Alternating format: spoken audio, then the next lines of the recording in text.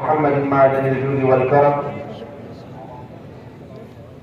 وآله وأصحابه الكرام وابنه الكريم وبارك وسلم صلاة دائمة سرمدا أبدا. عزیزان گرامی وقار، شب برات کی اس حسین ساعت میں یہاں پر جو ٹھاٹے مارتا ہوا انسانی ہجوم ہے، یہ در حقیقت عاشقان مصطفیٰ کا ہجوم ہے. ظاہر سی بات ہے، آج کی رات جاگتے بھی عاشق ہی ہیں. آج کی اس حسین شب میں کئی بہترین موقع عنایت کیا رحمت عالم کمیٹی والوں نے کہ سارے ایک میدان میں جمع ہو کر اللہ اور اس کے رسول کا ذکر سن رہے ہیں،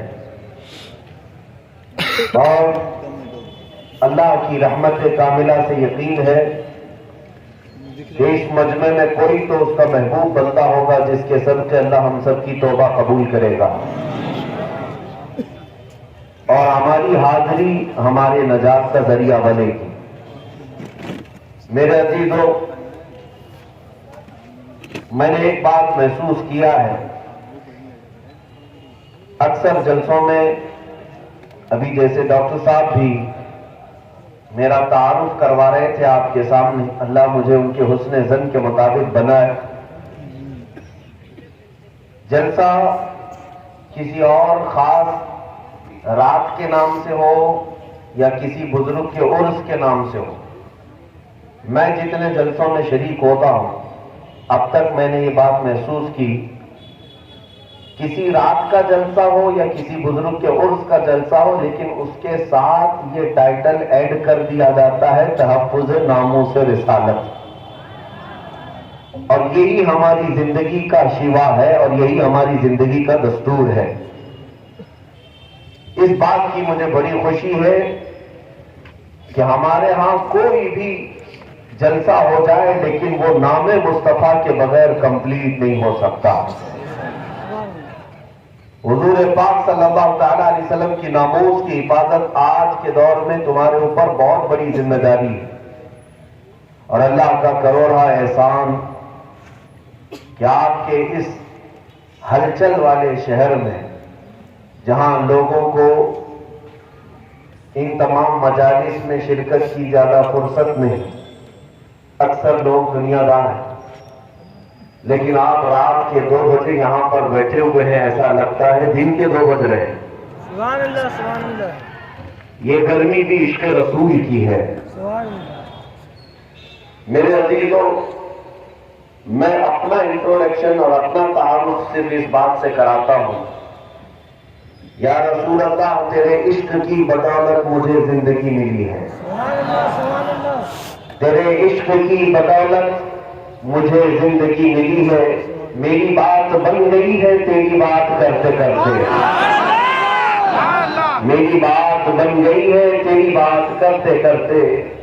اور ہر ایک کا اب مقصد کیا ہونا چاہیے؟ جتنے یہاں لبیک کا نعرہ لگا رہے تھے، میں نے تو یہ ارادہ کیا ہے اور آپ کا بھی یہی ارادہ ہونا چاہیے، جس کو ہم نے یوں عرض کیا، یا رسول اللہ ہے جو زندگانی باقی یہ ارادہ کر لیا ہے جو زندگانی باقی یہ ارادہ کر لیا ہے، تیرے منکروں سے آقا میں مروں گا لڑتے لڑتے.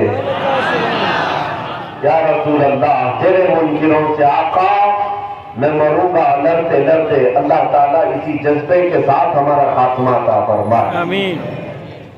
میں آج کی رات میں بہت کچھ عبادات، ریاضات، مجاہدات، وظائف کرنے ہیں، اور میں یہاں پر مختصر کچھ باتیں آپ کے سامنے رکھوں گا، کچھ میسیجز جو ہیں. اس کے بعد پھر ہم جیسے کہ معمول کے مطابق ذکر کی محفل سجائیں گے، اور اس کے بعد انشاءاللہ اللہ کی بارگاہ میں گڑ گڑا کر دعا بھی کریں گے، کیونکہ آج کی رات مغفرت کی رات ہے. سب سے پہلے میں شعبان المعظم کے اس نصف کے متعلق عرض کر دوں. بہت لوگ، 2 طرح کے لوگ آج میسیجز میں مصروف تھے، ایک معافی نامہ بھیجنے والے اور دوسرے دلیل پوچھنے والے. یہی دو لوگ آج کنٹینیو بزی تھے. معافی مانگنے والا طبقہ تو اچھا طبقہ تھا کہ کم از کم انہیں احساس تو ہے کہ ہمیں کسی سے معافی طلب کرنی چاہیے. اور دلیل مانگنے والے وہ ایسے کام چور ہیں کہ ان کو عبادت سے کوئی غرض نہیں. آج بھی ہم سے آتے ساتھ حیدرآباد میں سب سے پہلا سوال یہی ہوا کہ لوگ یہ پوچھتے ہیں کہ یہ کہاں سے ثابت ہے رات کو آپ جاگتے ہیں, رات کو یہ اس طرح جاگنا کیا ثابت ہے؟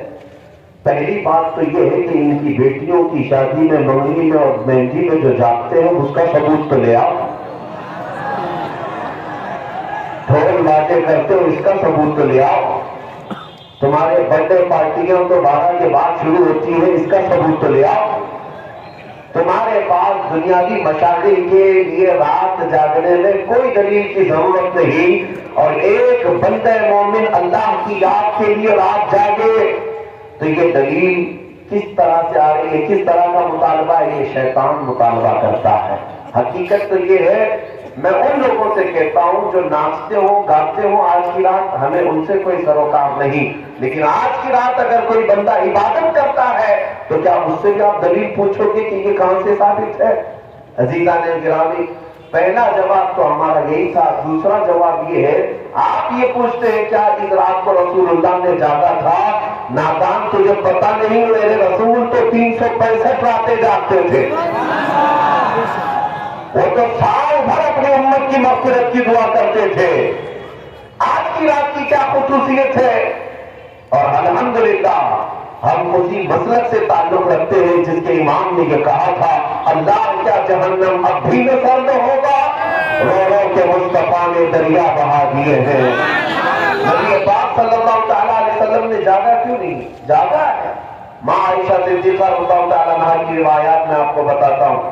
جامع ترمذی کی حدیث ہے اور مشکات المصابیح کی حدیث ہے, جس میں صحیح احادیث ہے, وہ میں پہلے آپ کے سامنے عرض کر رہا ہوں. سیدہ عائشہ صدیقہ رضی اللہ تعالیٰ عنہا فرماتی ہیں, ایک رات میں اپنے حجرے میں سوئی تھی, میرے آقا صلی اللہ تعالیٰ علیہ وسلم میرے حجرے میں تھے. اس دن باری میرے ساتھ حضور کی گزارنے کی تھی, لیکن آدھی رات ہوئی تو میں نے دیکھا کہ حضور حجرے میں نہیں ہے. میں گھبرا کر اٹھ بیٹھی, سوچا کہ کسی اور زوجہ کے گھر حضور تشریف لے گئے ہوں گے, تو مسجد میں جا کر دیکھی, مسجد میں نظر نہیں آئے. تو حضرت عائشہ کہتی ہیں کہ رات کی کئی پہر گزر چکے تھے, میں چلتی ہوئی باہر نکلی. یہ صحابہ یا حضور کے اہل بیت کا ایک طریقہ تھا حضور کو ڈھونڈنے کا, کسی سے پوچھتے نہیں تھے بلکہ حضور کی خوشبو سونگتے ہوئے نکلتے تھے. کیا مہکتے ہیں مہکنے والے, دھوپ پہ چلتے ہیں بھٹکنے والے, ان کی مہک نے دل کے غنچے کھلا دیے ہیں, جس راہ چل دیے ہیں کوچے بسا دیے. ماں عائشہ صدیقہ اسی خوشبو کی بدولت ڈھونڈتی ہوئی آئی تو دیکھا نبی پاک صلی اللہ تعالیٰ علیہ وسلم آج کی رات جنت البقیع قبرستان میں تھے, مومنین کی مغفرت کی دعائیں کر رہے تھے, وہاں پر تسبیح و اذکار پڑھ رہے تھے. پھر تھوڑی دیر کے بعد حضرت عائشہ اپنے گھر واپس آئی حجرے میں, تو ان کے جسم کے اندر گرمی تھی, حرکت تھی. حضور پاک صلی اللہ تعالیٰ علیہ وسلم واپس جب تشریف لائے, پوچھا اے عائشہ کیا بات ہے, تم گھبرائی ہوئی ہو, بے چین ہو, کیا تمہیں ایسا لگتا ہے کہ اللہ ان کے رسول تمہارے ساتھ کچھ غلط کریں گے, زیادتی کریں گے؟ حضرت عائشہ کہتی ہیں ہرگز نہیں یا رسول اللہ, میں نے یہ سوچا تھا کہ آپ شاید کسی اور زوجہ کے گھر گئے ہوں گے.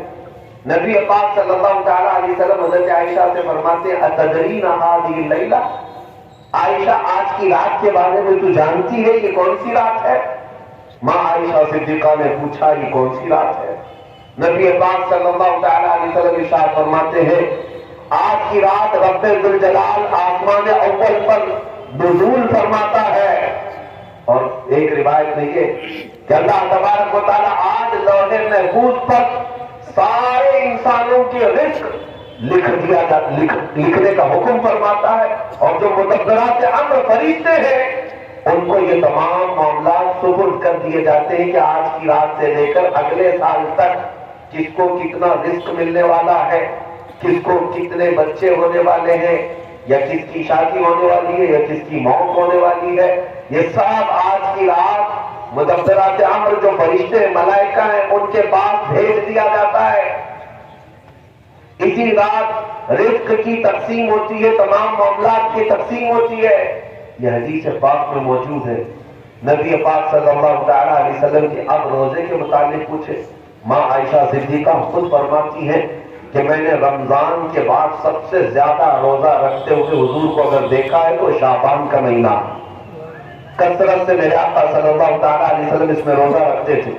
اور پھر ارشاد فرماتے اس ماہ مبارک میں اللہ کی بارگاہ میں اعمال پیش کیے جاتے ہیں, اور میں یہ چاہتا ہوں کہ میرے اعمال اللہ کی بارگاہ میں اس حالت میں پیش ہو جب میں روزے کی حالت میں ہوں. میرے عزیزو, آج جو دن گزر گیا, مغرب کے بعد اب ہماری 15ویں شعبان شروع ہو گئی. 14ویں شعبان تک جتنے بھی ہمارے اعمال تھے وہ سب اللہ کی بارگاہ میں پیش ہو چکے. آج جو روزے سے تھے ان کے متعلق بھی یہی ہے کہ حضور کی سنت, کہ حضور یہ چاہتے تھے کہ میرے اعمال اللہ کی بارگاہ میں جب پیش ہو میں اس حالت میں ہوں کہ میں روزے سے ہوں. یہ سنت ہے. اور دلائل کی بات کرتے ہیں آپ. تفسیر ثعلبی میں حضرت عبداللہ ابن عباس رضی اللہ تعالیٰ عنہ سے منقول ہے, نبی پاک صلی اللہ تعالیٰ علیہ وسلم کی, کہ یہ وہ صحابی ہیں جن کو سید المفسرین کہا جاتا. آپ فرماتے ہیں پورے سال میں 5 راتیں ایسی ہیں جس میں دعائیں قبول ہوتی. صحابی رسول کی بات کر رہا ہوں. بعض لوگوں کو ایسا لگتا ہوگا کہ یہ بریلویوں کی بنائی ہوئی رات ہے. عبداللہ ابن عباس رضی اللہ تعالیٰ عنہ فرماتے جمعہ کی رات, رجب کی پہلی رات اور شعبان کی 15ویں رات, اور دونوں عید بقرعید اور رمضان کی عید کی رات, یہ 5 راتیں عبداللہ ابن عباس رضی اللہ تعالیٰ عنہ فرماتے ہیں اس میں اللہ تعالیٰ دعائیں قبول فرماتا ہے. حتیٰ کہ اب میں آپ کو صحاح ستہ میں سے ایک حدیث آپ کے سامنے رکھتا ہوں. سنن ابن ماجہ کی حدیث ہے. نبی پاک صلی اللہ تعالیٰ علیہ وسلم ارشاد فرماتے ہیں جب شعبان کا مہینہ داخل ہو جائے تو اس کی راتوں کو کھڑے ہو جایا کرو اور اس کے دنوں میں روزے رکھا کرو. جس کو دلیل کی ضرورت ہے وہ ہم سے پوچھے. سنن ابن ماجہ کی حدیث, حضور پاک صلی اللہ علیہ وسلم نے ارشاد فرمایا اذا دخل شهر شعبان فقوموا لیلها وصوموا نهارها. جب شعبان کا مہینہ آ جائے تو اس کی راتوں میں قیام کرو اور اس کے دنوں میں روزے رکھو. اس میں خصوصیت تو نہیں ہے کوئی بھی, پورے شعبان کے لیے حضور نے فرمایا. بعض لوگ یہ کہتے ہیں کہ پھر اس کو 15 کو ہی خاص کیوں کرتے ہیں آپ, 15 کو ہی کیوں خاص کرتے ہیں؟ ان کو پہلا جواب تو یہ ہے میاں ٹھیک ہے ہم 15 کو خاص کرتے ہیں, آپ خاص مت کرو, پورا مہینہ رکھ لو, آپ پورا مہینہ رکھ لو, حضور کی سنت ہے. ان کو رکھنا بھی نہیں ہے اور کسی کو رکھنے دینا بھی نہیں ہے. یہ کام کس کا ہے؟ ابلیس لعین کا ہے, یہ شیطان مردود کا ہے. اسی لیے میرے عزیزوں دلائل بہت سارے ہیں. جامع ترمذی کی حدیث میں آپ کے سامنے عرض کر رہا ہوں, اور تفسیر صافی علی جلالین ایک روایت میں آپ کے سامنے پیش کرتا ہوں. شعبان کی عظمت کیا ہے سنی. اس میں جو روایت ہے تفسیر صافی میں فرماتے ہیں کہ رسول کریم صلی اللہ علیہ وسلم 13 شعبان کی رات کو کھڑے ہوئے. اور یہ مہینہ اسی لیے زیادہ افضل بھی ہے کہ یہ مہینہ میرے مصطفیٰ کا مہینہ ہے, اور یہ سرکار غوث پاک رضی اللہ تعالیٰ عنہ کا فرمان بنیت الطالبین میں ہے کہ شعبان کا مہینہ رسول اللہ کا مہینہ ہے, کثرت سے اس میں اپنے رسول کو یاد کرو. اب میں آپ کو بتا رہا ہوں جو روایت تفسیر الصاوی میں ہے, 13ویں شعبان کو نبی پاک صلی اللہ علیہ وسلم رات میں کھڑے ہوئے اور کیا کیا توجہ. آج لوگ دلیل پوچھ رہے ہیں اپنے نبی کو یاد کرنے کے لیے. 13ویں شعبان کو میرے آقا کھڑے ہوئے اور رات بھر مولا کریم کی بارگاہ میں یاد کرنے لگے, مولا میری امت کی بخشش میرے حوالے فرما کے. حضور نے 13ویں شعبان کو یہ دعا کی تو روایت میں کہ اللہ تعالیٰ نے اجازت عطا کی کہ آپ کی 1/3 امت کی بخشش آپ کے حوالے, آپ شفاعت کر سکتے ہیں. 1/3 1/3 امت کی سفارش آپ کر سکتے. 14ویں رات کو پھر میرے آقا صلی اللہ علیہ وسلم کھڑے ہوئے، رات بھر عرض کرنے لگے مولا میری امت کی شفاعت میرے حوالے کر دے، ان کی بخشش میرے حوالے کر دے۔ اللہ رب العزت نے 14ویں شعبان میں نبی پاک صلی اللہ تعالی علیہ وسلم کو حکم فرمایا 2/3 امت کی بخشش کی سفارش آپ کے حوالے، 2/3 امت کی سفارش آپ کر سکتے ہیں۔ نبی پاک صلی اللہ تعالی علیہ وسلم کیا اس پر بھی راضی تھے؟ بلکہ 15ویں شعبان کی رات آئی، یہ رات، یہ تیسری رات تھی، نبی پاک صلی اللہ علیہ وسلم پھر کھڑے ہو گئے، اور آج کی رات کھڑے ہو کر نبی پاک صلی اللہ علیہ وسلم نے پھر وہی دعا کی مولا میری بقیہ امت کی سفارش میرے حوالے فرما دے۔ آج کی رات رب ذوالجلال نے اپنی رحمت کے پورے دروازے کھول دیے اور ارشاد فرمایا اے محبوب آپ کی پوری امت کی سفارش آپ کے حوالے ہے، سوائے اس مشرک کے، سوائے اس کافر کے جو آپ سے منہ پھیر کر بھاگتا ہے، اس کی سفارش آپ کے حوالے نہیں، اس کا حساب تو اللہ قیامت کے دن خدا تک لے گا۔ آج کی رات میرے عزیزوں، میرے نبی پاک صلی اللہ تعالی علیہ وسلم کو مکمل شفاعت کرنے کا اختیار دیا گیا ہے، پوری امت کی شفاعت، پوری امت کی شفاعت۔ شفاعت کا مطلب کیا ہے؟ اللہ کی بارگاہ میں سفارش کریں گے، سفارش کریں گے۔ بخشنا تو مولا کا ہی کام ہے، مغفرت تو رب تعالیٰ کی شان ہے۔ اب سنیے، حضرت عبداللہ ابن عباس رضی اللہ تعالیٰ عنہ سے منقول جو حدیث میں نے آپ کو بتائی، 5 راتیں جو دعاؤں کی قبولیت کی ہیں، اسی طرح آپ سے ایک اور روایت ہے، آپ نے فرمایا کہ آج کی رات اللہ تبارک و تعالیٰ اتنے لوگوں کو معاف فرماتا ہے، یہ ترمذی کی حدیث ہے، اتنے لوگوں کو معاف فرماتا ہے کہ بنو کلب ایک قبیلہ تھا جس کی بکریوں کے بال ہیں، اتنے لوگوں کو اللہ جہنم سے آزاد فرماتا ہے۔ یہ ساری حدیثیں پڑھنا چاہیں تو کتابوں میں موجود ہیں، میں آپ کو صرف چکھا رہا ہوں اس لیے کہ آپ بھی یاد نہیں رکھیں گے۔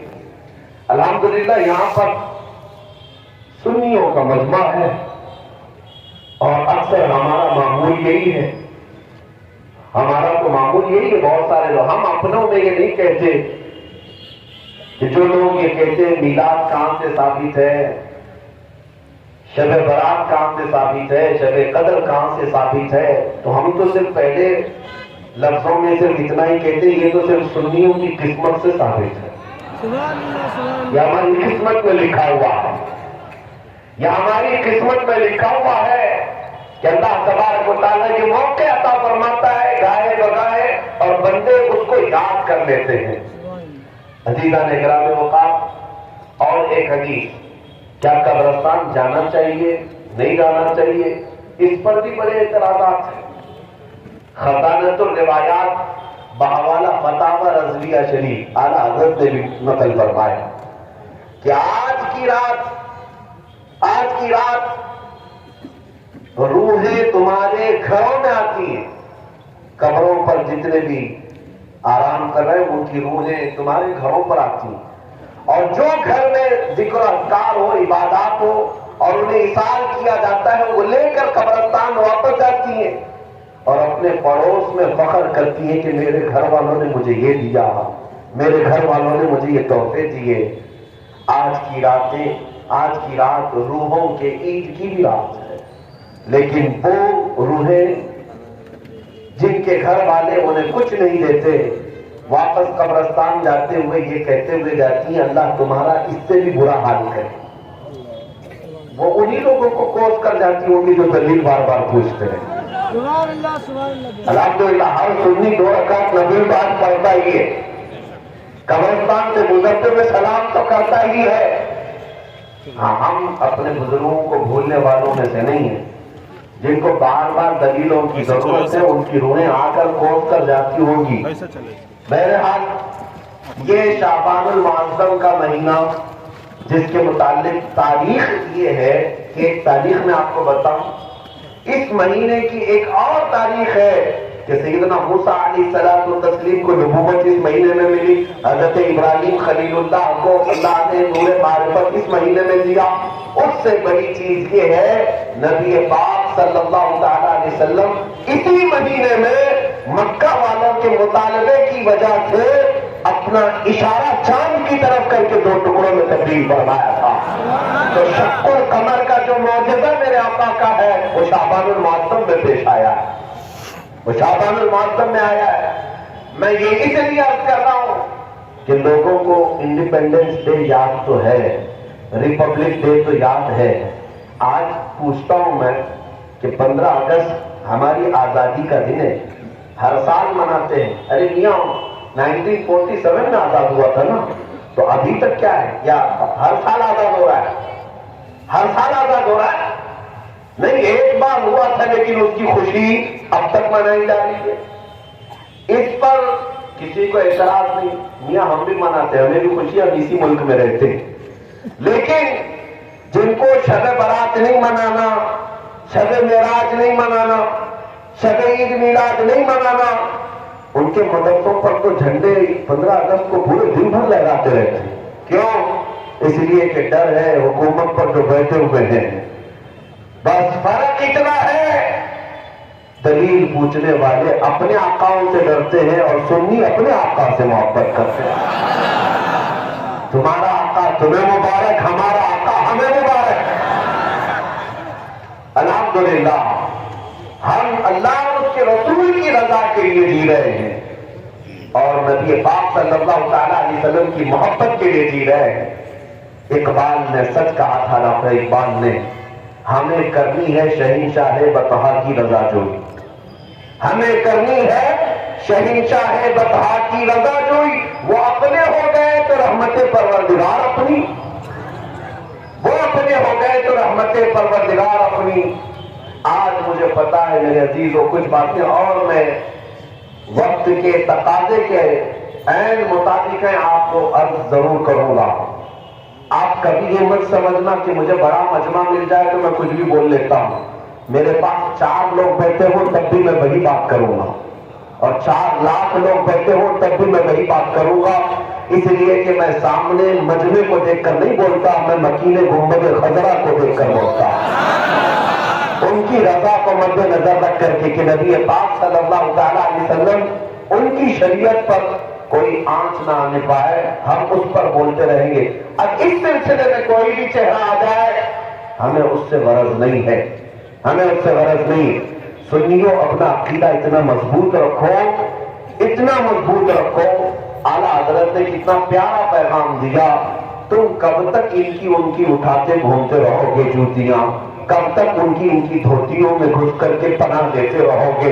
ان کے حالات ایسے ہیں کہ آج ہے کل نہیں ہے، اور اس کے بعد یہ بدلتے تخت تمہیں مجبور کر ڈالیں گے، تم کہیں کے نہیں رہ جاؤ گے.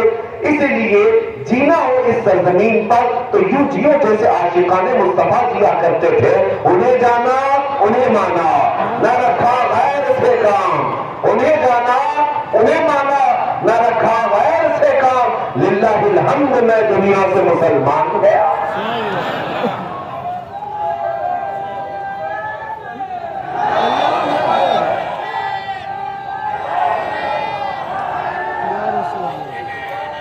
توجہ، میں آج آپ کے سامنے